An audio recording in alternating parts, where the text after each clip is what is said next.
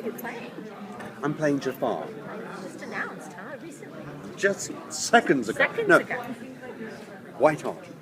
So can I ask the obvious question that you probably won't be able to answer? What was it that drew you to this role, coming off of Lost and not wanting, or not really doing TV after that for a while? What brought you back? Well, I just did this film in England with Naomi Watts about Princess Diana. And having the opportunity to do a movie like that, which will be released here. It's released in Europe in September, I think the premiere is, and then it'll come out here maybe a couple of months after that. To be able to get to do something like that meant I could do something completely different like this. With this, you have, I think, tremendous freedom because you're not bound by ordinary conventions. Like, say, if it was police drama or doctors, you're not wearing a uniform, you're colour, or nobody's telling you what or who to be in that sense. So there's tremendous freedom in that, as an actor, and also the piece itself, because it's a synthesis of the ancient and the modern. It's storytelling in an ancient sense, but you're using elements of a well-known classic, folk tales, fairy tales, and giving it a contemporary age.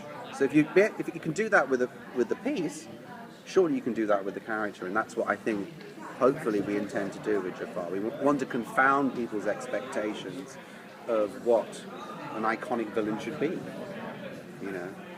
Make him human.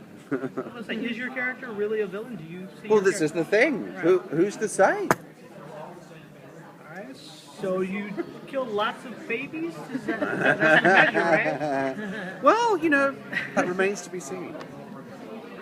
Point is that everybody's born with a kind of genetic blueprint, aren't they? In the sense that we're all affected by the childhood that we've had, for better or for worse, and that childhood is an important period that almost kind of confirms the choices that you're going to make later on, good or bad, and that goes for everybody. You did Sinbad, the TV series before, so you're kind of familiar with the magical. Well, just the sense of fun, and the outrageousn's of it. Again, what interests me is that you can literally do what you want. Mm-hmm.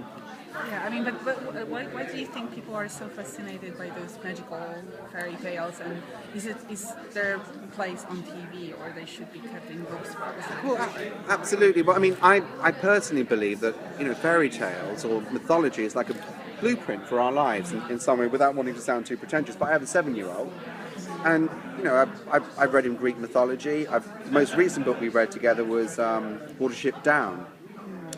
Which Alice in is Wonderland as well. Sorry, Alice in Wonderland already. He's just started that, but I'm not reading that with him. I think he's reading that with someone else. But me and him connected over Watership Down, because it's a book that I read when I was 8 or 9, and that novel is based in itself on the Aeneid, the Odyssey, in that it's a journey that involves great tribulation, death, great hardship, and there's redemption at the end. And they form us in some strange sort of way. We still need them. We needed them thousands of years ago, and we need them now. So we may not be sort of in the same way, sort of sitting around a campfire or a fire with a menace of darkness outside the circle of firelight, but we have TV. Yeah. Computers. So many new series premiering this fall. What is it about Wonderland that you think will make viewers want to tune in? Great acting, great performances, hopefully, because in the end it's about writing and acting. It doesn't matter about yes, visually the premise of the show is extremely important. Of course, it's probably about 40% of the show. But if the writing isn't there and the acting isn't there, who wants to watch it? So do you think that there are so many different versions of Alice? Of course, there's Through the Looking Glass, Lewis Carroll, which is a classic. And then there's Disney Alice in Wonderland, which is Nowhere is Dark. Where is the show? Is that in that spectrum? It brings me back to Lost, because what I realised with Lost over 6 seasons was that it's an extraordinary medium in the sense that you can do stuff on TV that you cannot do on film. You just can't do it because you go into a movie theatre, an hour and 45 minutes, 2 hours. Maybe the occasional film is 3 to 4 hours, but not so much anymore. But TV, there's an element of ritual to it. People tune in, they watch it. You're literally in people's homes. I remember like talking to Barbara Hershey, about when Kung Fu came out, and you know, like David at that time was like that kind of intimacy with an audience was happening for the first time in the early 70s, and I think, you know, that's kind of extraordinary in itself. You're literally in people's homes, you know. Do you think your character has, you know, a very moral sense that you'll be able to, do you think you'll be able to bring kind of a very moral sense to your character that will translate? I would hope so. I mean, everyone's human, Do you know anything?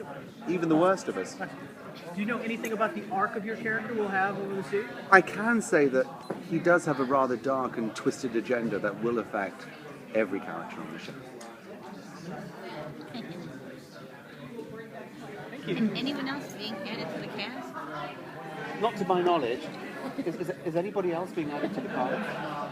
Not that we know of right now. This week, anyway. That's right. Thank you guys. Thank you very